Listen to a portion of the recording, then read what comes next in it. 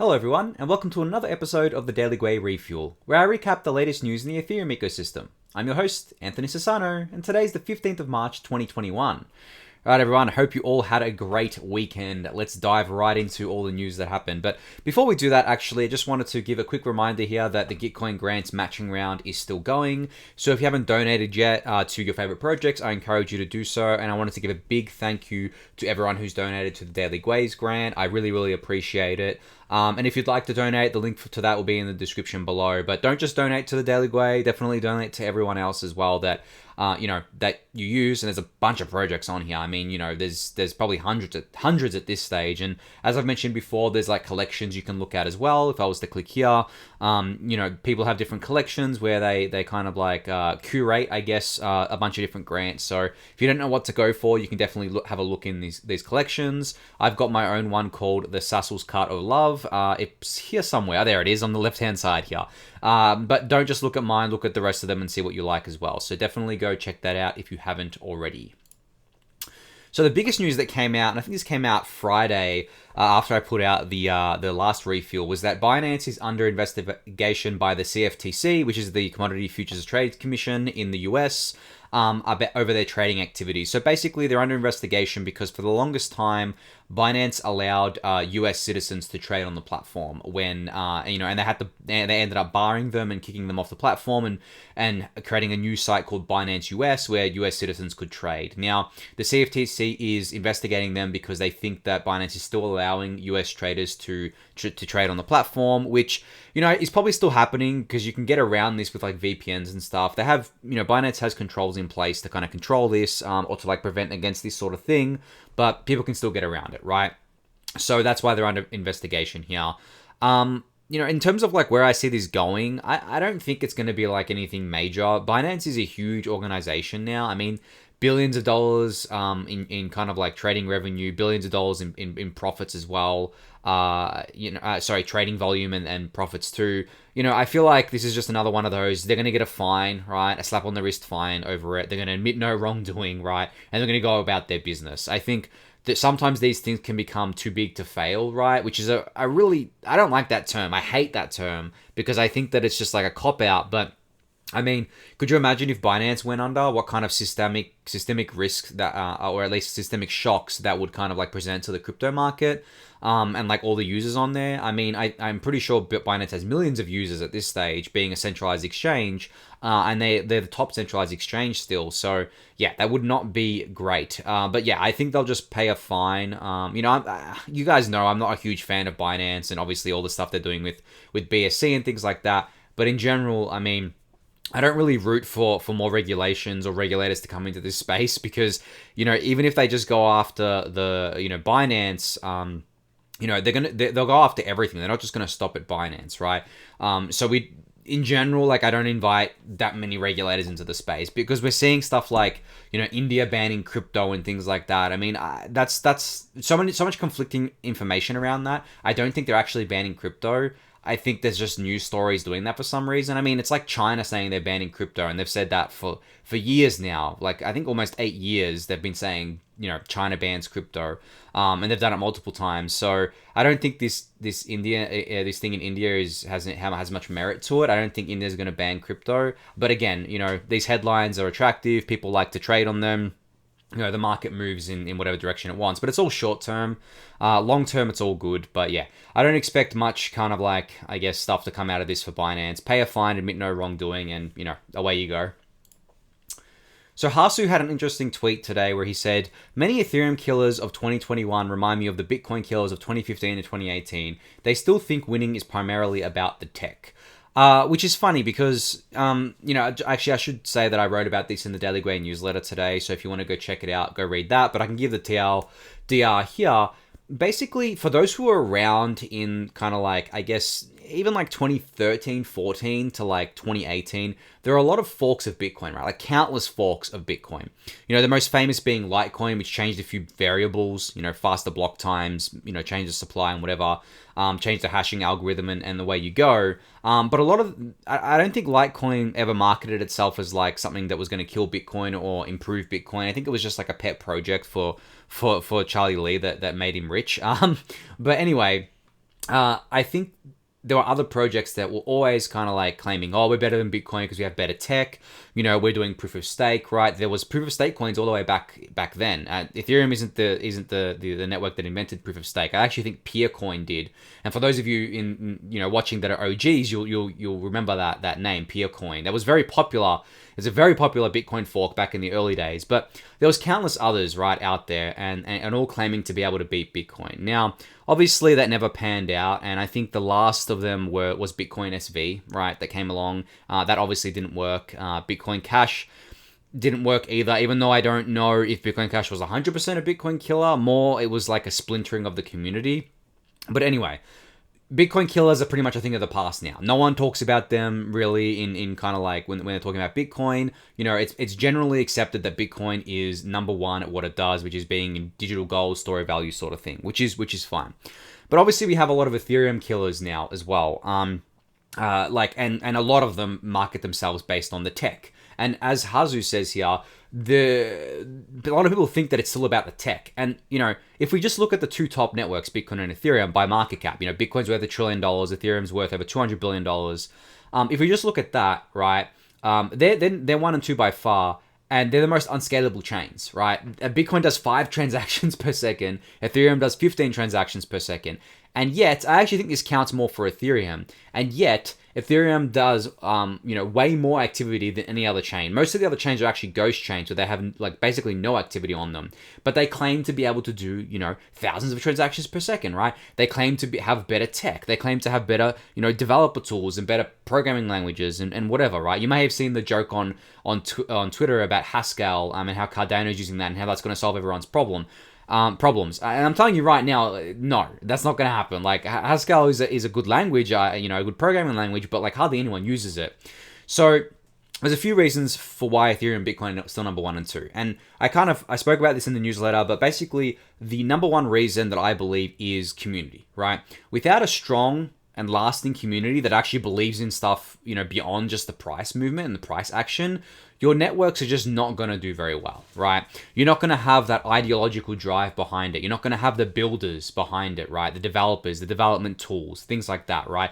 You're not going to have all of that on your quote unquote better tech chain if the community is just crap. So that's the first thing. And obviously Bitcoin and Ethereum have extremely strong communities, and community begets community, where the more community members you have, the more people preaching your message out into the world, the more people you have joining, right? And I actually think these networks resemble religions at the end of the day. But that's a discussion for another time. So second to that is liquidity. So liquidity begets liquidity. And what do I mean by that? Well, it's the same as community begets community. The more liquidity you have in a system, the more liquidity comes to the system, because if you want to trade on a decentralized exchange, well, you're going to trade on the most liquid one, aren't you? You're not going to trade on one that has hardly any liquidity in it. So that there's that. But on top of that, in the liquidity kind of arena there, you also have broad support for ETH and BTC. They're pretty much listed on every single centralized exchange and on-ramp. Every single one. That's not true for most of the other networks, right? They're basically the two defaults. And now for Ethereum in particular, a lot of Ethereum-based assets like ERC20 tokens, right, are listed on centralized exchanges and services too. And the reason why centralized exchanges and services are important is because they are the on-ramps for new users. New users get kind of exposed to these things first. And then on top of all of this, you have brand awareness is a big part as well, where, pretty much I would say most of the developed world at this stage has heard of Bitcoin. A lot of people have heard of Ethereum too, right?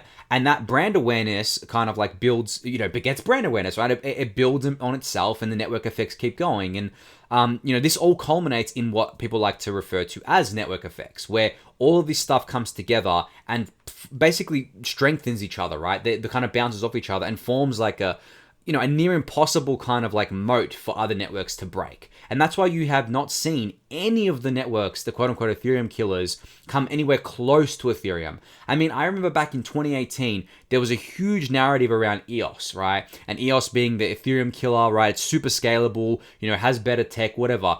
And EOS is literally not even just the price, but the network itself, the community is dead. I go on the EOS subreddit sometimes and it's absolutely dead, right? And this is because they weren't able to kind of build a great community. They weren't able to build a great community of believers, right? Of builders especially, and the mission that they stood for and everything they stood for just did not resonate with people. Whereas with the Bitcoin and Ethereum, it does. So that's just like I guess like a TLDR on why Bitcoin and Ethereum is still number 1 and 2. And I don't think, I mean, I'm pretty vocal about this generally, that I think that Ethereum can one day flip Bitcoin, but I don't think something can flip Ethereum at this stage. I don't see any other networks out there that would be able to, come at Ethereum and kill it, so to speak, or dethrone it from number 2, because it's number 2 right now, right?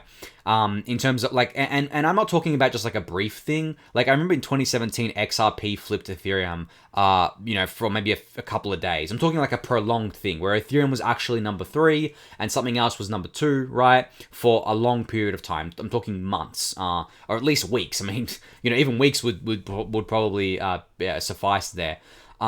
But yeah, and then in the newsletter, I also mentioned that, a lot of these other Ethereum killers are acting like Ethereum is not upgrading itself, right? Is not going to be better tech, is not doing all the stuff we're doing, not only on eth1 with layer 2, right? And eth2 as well. I mean, eth2, I've said before how I think eth2's proof of stake consensus mechanism is the best in the industry bar none. Like nothing even comes close to it in terms of how decentralized it is, how inclusive it is, and how secure it is for the network. And on top of that, I think the way Ethereum is approaching its scaling via sharding and layer 2 is a much more secure and decentralized way to do scaling, whereas a lot of the other networks are not approaching it in this way. That's not to say these other networks won't have their own kind of like communities and network effects and growth. Of course they will. I mean, I've been paying attention more to the Terra ecosystem lately. There seems to be some genuine traction there, right? And that's based on Cosmos, I'm pretty sure. I haven't done too deep research into that yet, but I'm noticing the traction there. But I think that those handful of networks that actually get traction and deliver value, they're all additive to Ethereum, right? All value is going to pass through Ethereum. Everyone wants to come to Ethereum because that's where everything is, all the liquidity is, all the users are. So I think that is what drives Ethereum actually, ironically, to basically flip Bitcoin. I think Bitcoin is going to be like just the modern day gold, basically, right? Where gold's market cap is what, $10 trillion, right? If you're rebuilding the entire financial system and being the reserve asset of that financial system, well, I mean, I think ETH can be worth more, one day can be worth more than $10 trillion in market cap. But for now, it's not.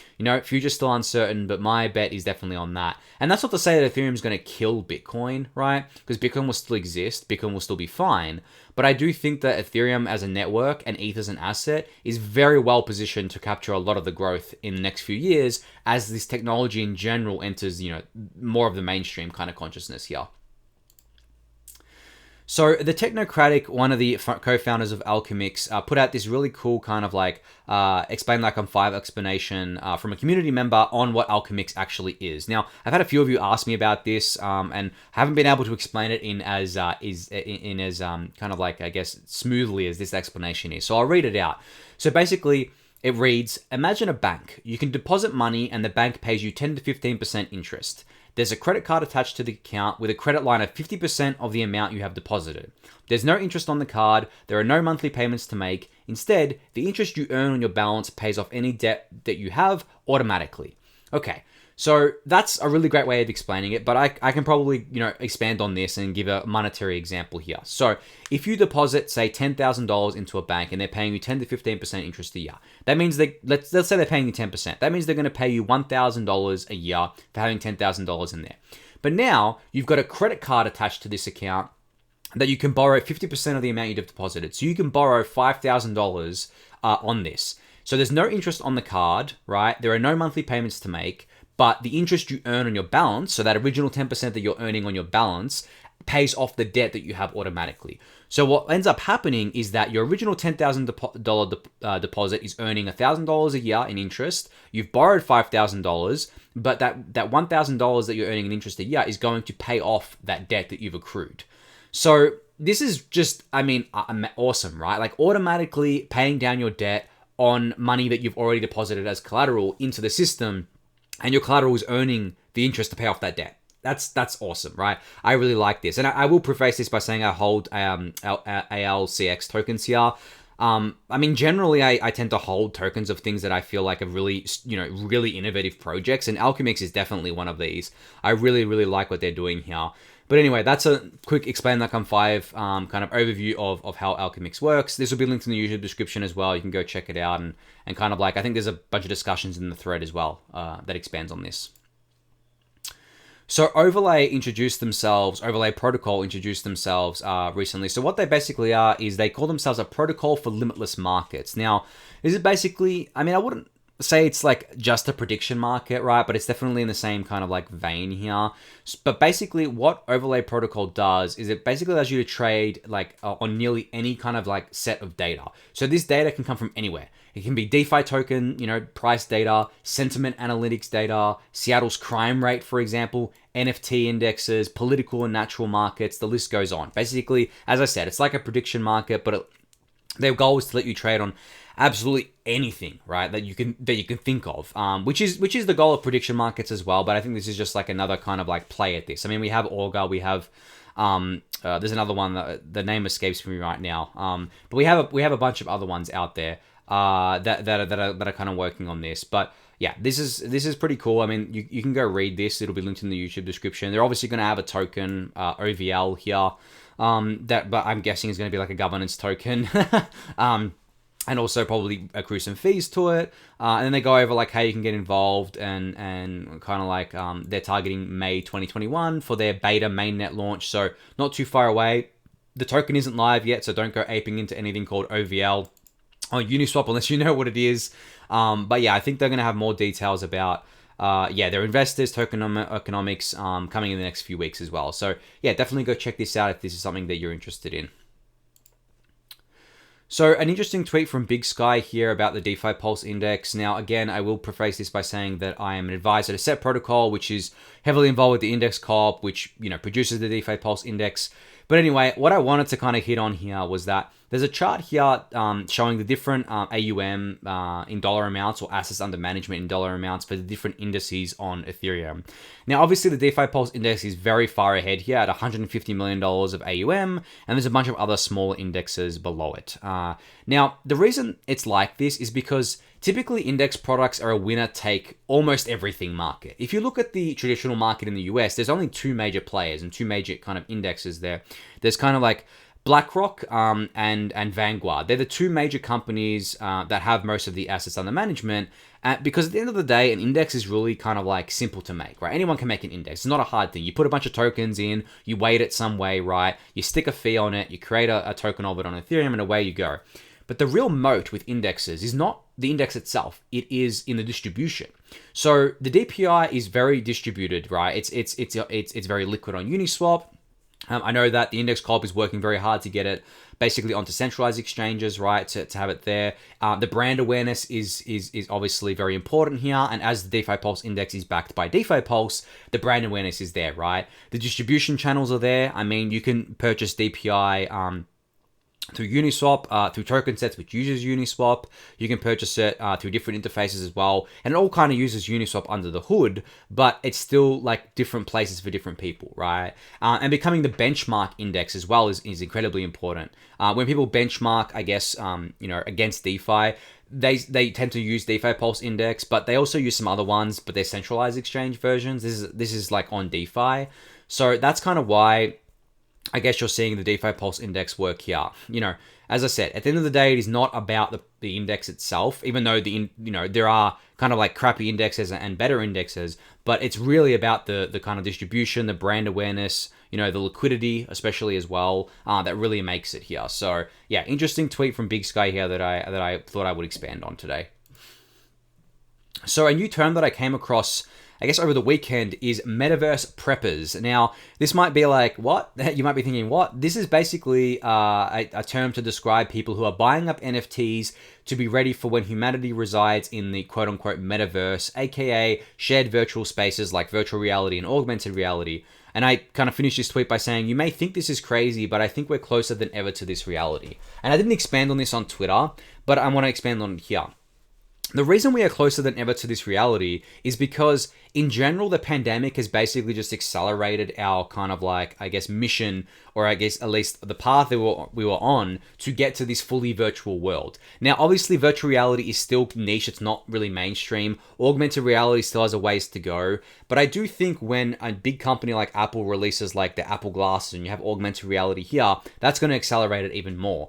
But the thing is that most of us, right, or at least in this space, in the crypto space, we work remotely, right? We work in front of screens. We work in virtual, kind of the virtual world already, right? Yes, we still go outside and everything, and that's still going to exist. But as more and more of our lives becomes digital and becomes virtual, things like NFTs, right, and like rare digital objects are actually going to become highly sought after, because you can imagine getting to the point where, you know, we've got like full augmented reality kind of everywhere, and you can like kind of imagine, like just an example, you can have like everyone wearing augmented reality glasses, and then, you know, on your shoulder you have just like your pet, right? Or like your Axie character from Axie Infinity, and you have it there, and then they can see that you have it there because, you know, it's a shared kind of virtual space. And you know, it's not just limited to that. You can have like trading cards that you can virtually trade with each other. I showed a kind of like video of that the other day on the Refuel. You know, there's so much of this stuff happening here that I think people are underestimating this, and I actually think a Metaverse Prepper is not crazy. I actually think it's a pretty good strategy if you're wanting to invest in the NFT space or make a bet that everyone's going to kind of move into this VR, AR world over the next few years, which I think they will. As I said, it only takes one big company like Apple to release kind of like AR glasses. I mean, I purchased them day one. I mean, I used to think Google Glass from a few years ago was awesome, but they were obviously too early. But now that we're at a point where technology pretty much is part of all of our lives, there's fitness trackers, there's, you know, different watches, right? The smart watches you can get, our mobile phone, of course, you know, all our screens, our laptops. I mean, we've always got technology around us, you know, all the home assistants, all these sort of things. We're not going back from that. We're going to keep pushing forward here. So once these kind of AR glasses come out, I think that's going to change the game. VR is definitely really cool, but it's still kind of clunky, right? You have to put in this whole headset and everything, and, you know, a lot of it to experience like the really cool stuff, you have to have a powered kind of headset or something like that. So yeah, still a bit clunky, but technology progresses, and we're going to get to this point, I think. And on that note, about NFTs, IamDCInvestor put out an interesting tweet here where he said, on competitive moats and network effect, if you're a talented NFT artist, would you tokenize your work on a chain that no one uses? Or would you do it on the chain which created and secures a $69 million Beeple artwork, the world's most valuable NFT among many others? Obviously, this is Ethereum, right? This is very important, I think, because if NFTs, and I believe they are a lot about status, right? Maybe it becomes a thing where your NFT on Ethereum is worth more just because it's on Ethereum, right? It exists in the same shared virtual space that the $69 million Beeple exists on, right? You know that it's very secure on Ethereum. You know that Ethereum has all these different things you can do with your NFTs and will be able to do, right? Where one day you'll be able to use your NFTs as collateral, or you'll be able to do fancy things with them, use them in liquidity pools and stuff. You can already do that with something like NFTX. So yeah, very, very important kind of like tweet here from IamDCInvestor. And I think I added something here as well about NFTs. And it's actually, I went on Reddit and I saw on the R Games section, and this is like a subreddit that I tend to go on a lot, but there was a thread about NFTs being discussed, and it was not positive, right? As I said here, it's not very positive, and you can see the kind of comments here. You know, someone said, NFTs might be the dumbest shit I've ever heard of in nearly 30 years of being alive, not to mention the resources wasted minting them. And then someone followed up by saying, I find all these coins and currencies and stuff to be just so stupid in general. We got blockchain out of it, but instead of trying to use it for anything productive, it's all just money-making schemes, scams, more money-making schemes, and a dash of money laundering. Now, obviously, these are like the most surface level comments you can think of when it comes to crypto. I can tell you right now, neither of these people have done any sort of deep research on this stuff. So I just kind of dismiss these comments. I don't really kind of think of them as anything substantial. And, you know, I followed up my tweet by saying, the comments in that thread remind me of Bitcoin. So Bitcoin is actually a subreddit that makes fun of, you know, particularly Bitcoin, but crypto in general. But they've been wrong for years. So they've existed for years, and they've been wrong for years because BTC has gone up in price every year since. The network, you know, the community has grown. You know, same with Ethereum, right? So the fact that these people are saying this sort of stuff, and I know they've only got surface level knowledge of this, and I know how valuable NFTs are and why they're valuable, it just makes me really bullish, right? It makes me really bullish on the whole NFT space. And I honestly, I kind of like, even at these prices where it's like $40,000 crypto punks, I kind of want to buy more. I mean, I can't really afford to, but I kind of want to, and I don't want to give up any of my precious ETH to. But you know, if people are still kind of like this, where they're still calling this stuff dumb, I based on surface level knowledge, I mean, I always think about it as if, like, how many people are actually in the NFT space right now? You know, how many people are actually buying CryptoPunks or aware of CryptoPunks? At this stage, probably maybe tens of thousands of people that are aware of it, right? And that see the value in it. What if that grows to millions of people? What if millions of people want CryptoPunks and there's only 10,000 punks? It's the same thing with tokens and coins, right?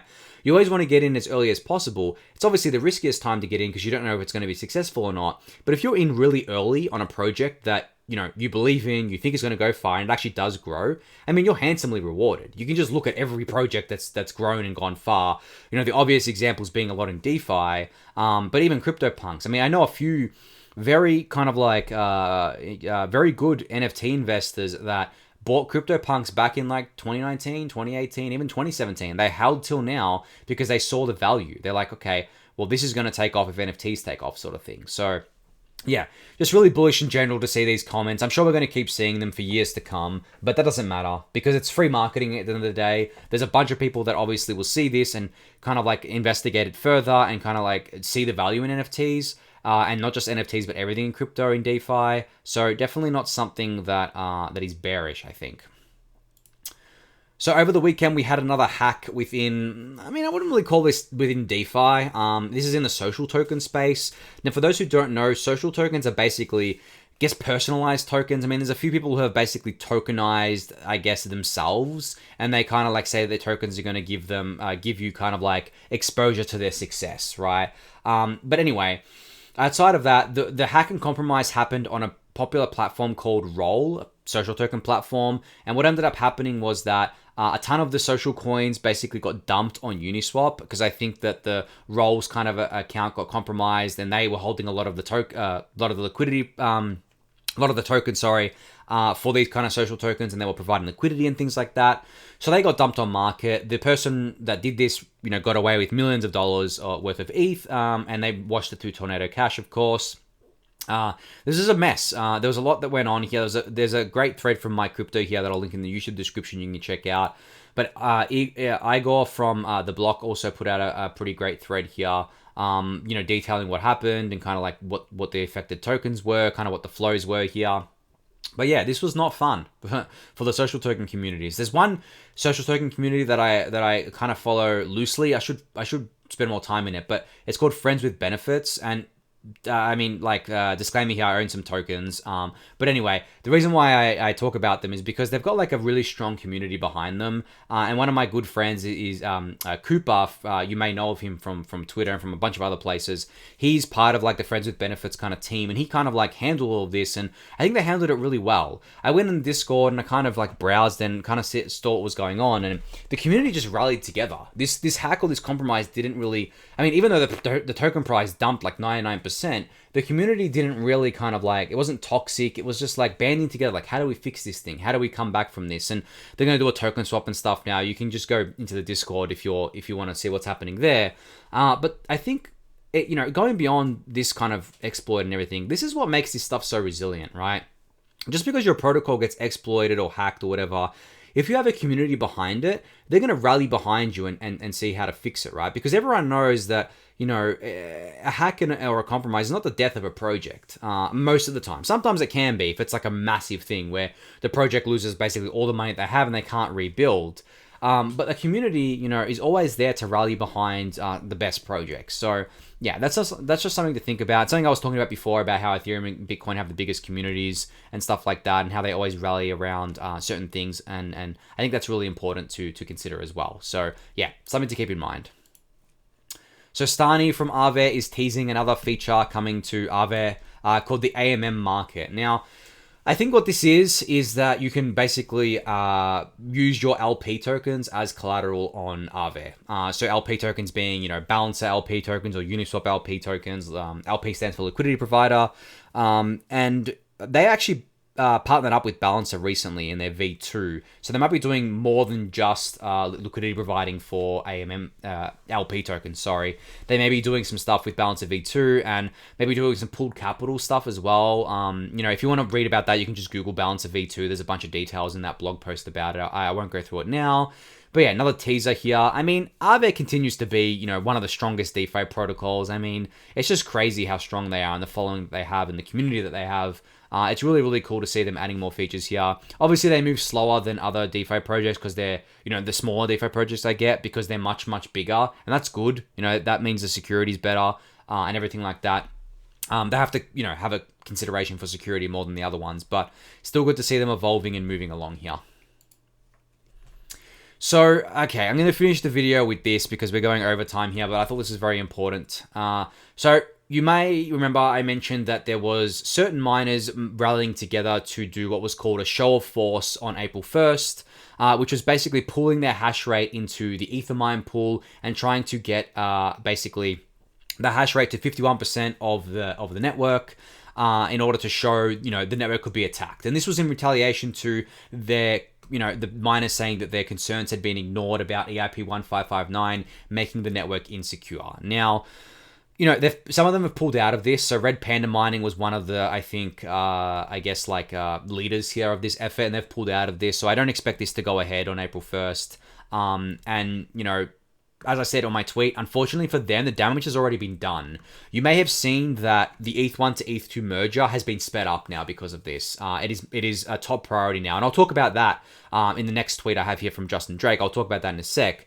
But basically, the miners have also proposed a new EIP called EIP 3368. Now, what this says, it says bump the block reward up from 2 ETH to 3 ETH, but drop it by 0.25 every quarter till it gets to 1 ETH over 2 years. Now, the reason they've done this is because they're saying that they're concerned for the security of the network, and the EIP 1559 is going to cut some of the fee revenue, which is going to lead to less security, and there's potentially going to be an attack on the network. Now, I've spoken about how I don't think that's going to happen before, and actually Bits Be Trippin', another kind of leader of this kind of charge here, says that the quarter drops of the block rewards have been replaced with a slow decay every block, so 2 ETH over 8 million blocks. So minus 2 ETH over 8 million blocks. Now, I also want to hit on the point here that over 2 years is just no.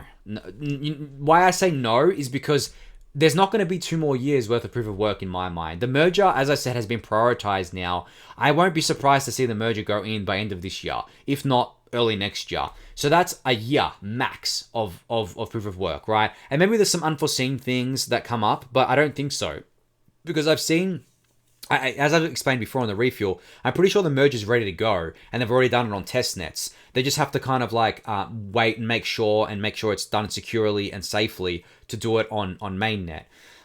So I don't think that's happening. But also, I think that the fact that miners are trying to increase the block reward to make up for this revenue loss is just really bizarre to me, because over the last 2 weeks, if you go look at the total fees earned by miners for, I guess, up until the last couple of days, but 2 weeks prior to that, the fees earned by miners went from, I think, $40 million every 24 hours to $15 million, right? It fell off a cliff. And this is because the market volatility calmed down, and obviously the Ethereum network activity calmed down because of this. Now, that's an over 50% drop in fee revenue to miners, right? I heard nothing about this, absolutely nothing from miners.